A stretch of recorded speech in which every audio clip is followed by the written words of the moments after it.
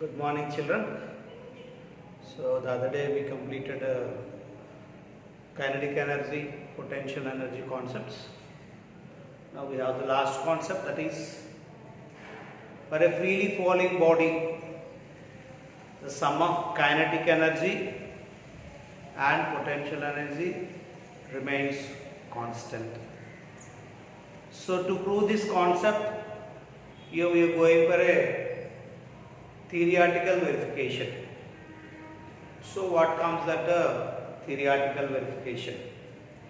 So let us consider a body of mass m at position A from the ground at a height of h, where the acceleration due to gravity is g. So I consider a body which is at position A, where the mass of the body is m, acceleration due to gravity is g, and it is at a height of h.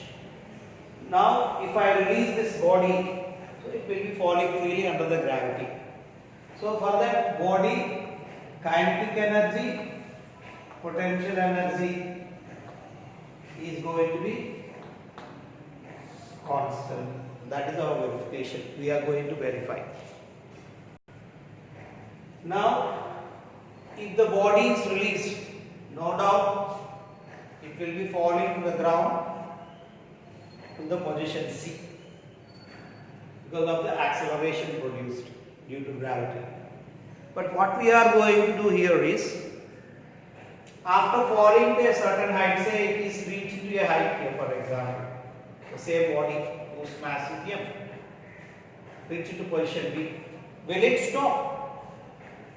No, it will be falling. But what we are going to do is, we are going to assume after falling to a certain distance, that is position B, the body is stopped for a while. Then we will calculate and finally at C. Then we will prove it. Now let us consider at A. We take at A. So kinetic energy of the body is going to be 0. Why?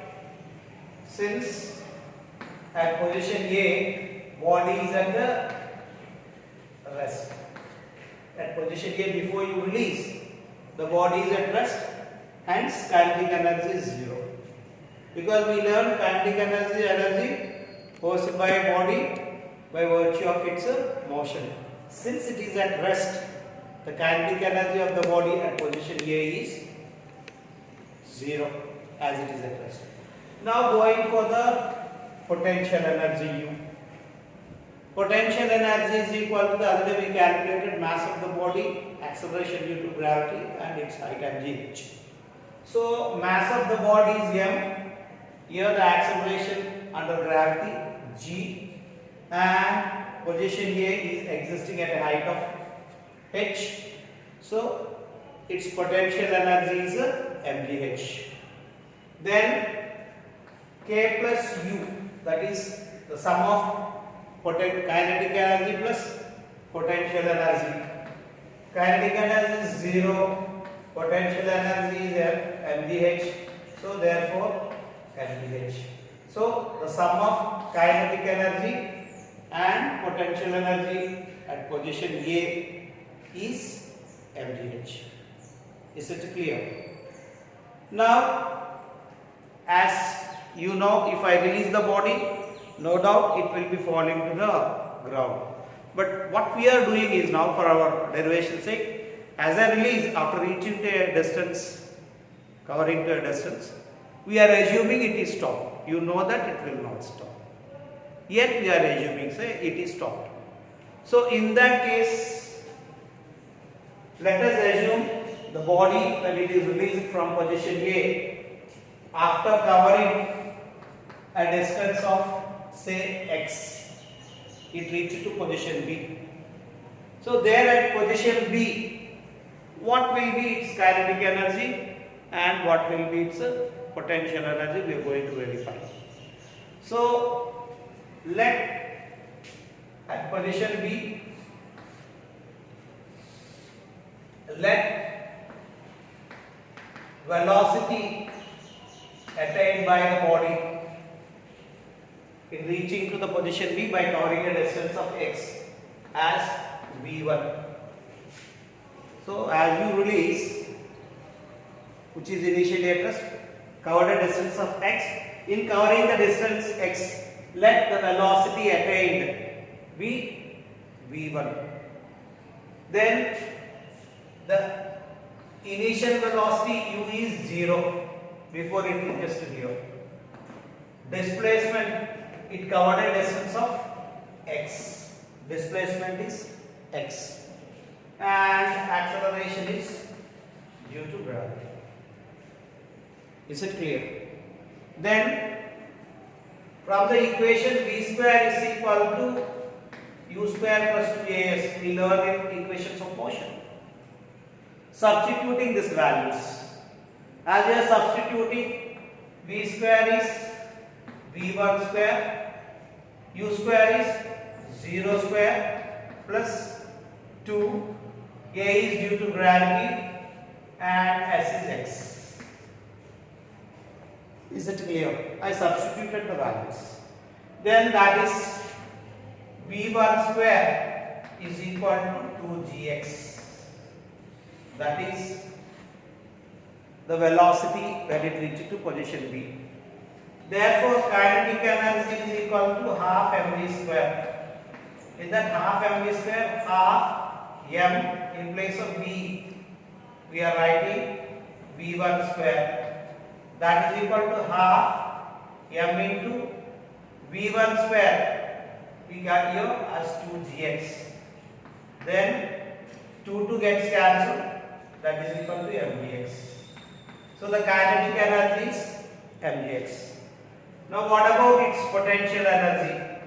Potential energy is equal to mass of the body m, acceleration due to gravity is g, and height. So after covering a distance of x, it is existing from the ground at a height of h minus x. Because the total distance is h, already covered a distance of x, then the b is existing from the ground at a height of h minus x. So therefore p is equal to mg into h minus x. So that is equal to, then we take here a little up as board is gone down. So potential energy, kinetic energy sum is equal to, what is the kinetic energy we got here? mgx plus potential energy is mg into h minus x. h minus x, that is equal to mgx plus mgh plus into minus mgx. So then mgx gets cancelled. The sum of kinetic energy and potential energy is mgh at position B. Is it clear? Now let us see, the body is initially at A, as you release fall into C, and at C, that is at position C, what is its kinetic energy and potential energy? So body is falling from A to E, let velocity acquired V as V and covered a displacement of H from A to C, covered a displacement of H. Initial velocity u is 0 because at position A it is initially at rest, and acceleration is due to gravity. Is it clear? So at position A its initial velocity is 0, By the time it reaches to position C, the velocity attained by it will be V, and the displacement is h, A to C, and acceleration is due to gravity. So in that case, from V square is equal to U square plus 2AS. V square is equal to U square plus 2AS. V, small v square, U square means 0 square, 2, A is due to gravity, and S is h. So that is equal to 2gh is the velocity. Then kinetic energy is equal to half mv square. Substituting this v value, half m v square is 2gh. So then 2 gets cancelled here. That is equal to mgh. Is it clear? Now what is its potential energy? The potential energy is going to be 0.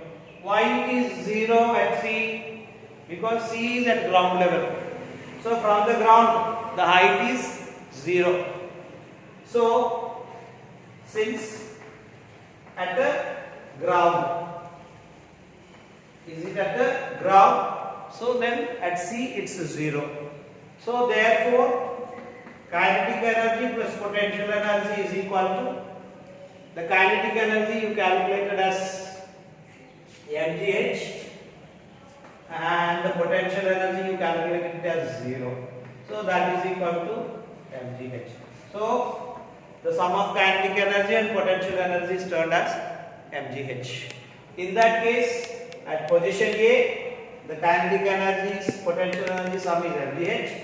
At position B, kinetic energy and potential energy is mgh, and even at position C, the kinetic energy and potential energy is mgh. Hence, we can conclude for a freely falling body, the sum of kinetic energy and potential energy remains constant.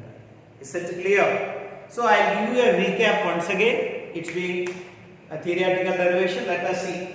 So, when you are releasing a body, obviously it will fall to the ground. But what we are assuming here is, we are assuming if the body is released at position A, after falling to position B, we assume that it is stopped at position B. But it never, you know, and I know very well. So then, after that, at position C at ground level. So in these three positions, at position A, position B, position C, we are going to calculate their kinetic energy and potential energy, and then we prove it is going to be constant. In this, what I did at position A, that is the body of mass m, where acceleration due to gravity is A, is existing at position A, where the kinetic energy is 0. Why it is 0? Since the body at position A, before you release it, it is at rest. So kinetic energy is posed by body by virtue of its motion, it's being at rest. The kinetic energy is 0, because half mv square, v is 0, then it comes to 0. So that is the story. Then when it comes to the potential energy is equal to mass of the body m, acceleration due to gravity at that place g, and it is existing at a height of h. So mgh. Then therefore the kinetic energy plus potential energy at position A is 0 plus mgh, that is equal to mgh. That is at position A. Now as you release at position A, we assumed the body after covering a distance of x stopped at B, which is impossible, but we are assuming. So in that assumption, let us calculate the kinetic energy and potential energy at position B. In that case, the position B, when the body is released at A, in reaching to the position B, it covered a distance of x and attained a velocity of v1. So then the velocity attained by the body is v1, its initial velocity is u0, and covered a distance of A to B x. So s is equal to x, and acceleration is due to gravity is g. So in that case, from the equations of motion, v square is equal to u square plus 2as, whereas in case of v, I substituted v1 square is equal to 0 square plus 2g and x, acceleration and displacement. So v1 square is equal to 2gx. Then in that case, from there kinetic energy half m v square we substituted the V value as V1 square. So then half m, the V1 square value is 2gx. So then 2 gets cancelled, mgx. Mgx is the kinetic energy possessed by the body at position B. Now what is its potential energy?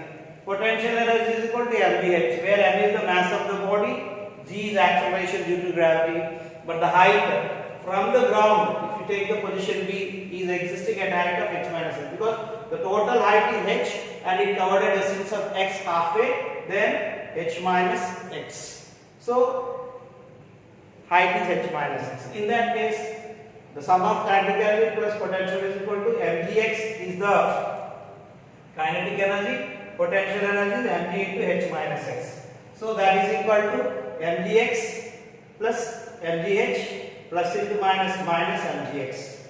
So minus mgx plus mgx gets cancelled, then mgh. So the sum of kinetic energy, potential energy at position B is mgh. Now last case. Let the body be released at A and reach into the ground, position C. At position C, what is its kinetic energy and potential energy? Let the velocity attained by the body V is equal to small v after covering a distance from A to C as h, where its initial velocity u is 0 and the acceleration is due to gravity. In that case, from the equations of motion, v square is equal to u square plus 2as. Then I substituted small v square is equal to 0 square plus 2, acceleration is due to gravity and height is h. So as is substituted to 2gh. Then v square is equal to 2gh. So kinetic energy k is equal to half mv square. In that half mv square I substituted the v value as 2gh. So then 2 gets cancelled, m into g into h. The kinetic energy at position C is mgh. Then potential energy u is equal to 0. How? Because it is at position C, which is at ground level. So height is 0. Since height is 0, m into g into 0, 0. That's why kinetic energy is 0 as it is at ground level. Then therefore the kinetic energy, potential energy is equal to mgh plus 0, which is equal to mgh. So for the body which is having a mass of m falling freely under gravity at position A, mgh, at position B, mgh, and position C, mgh. So the sum of kinetic energy and potential energy is remains constant for a freely falling body. I hope it is clear. Now one thing that you have to remember, when it is at a position, it's having more potential energy. As it is falling, converted to kinetic energy. That means even though it is converted into kinetic energy, whatever energy it is having, its initial potential energy will be equal to the kinetic energy and potential energy position B and position at C. So I hope it is clear.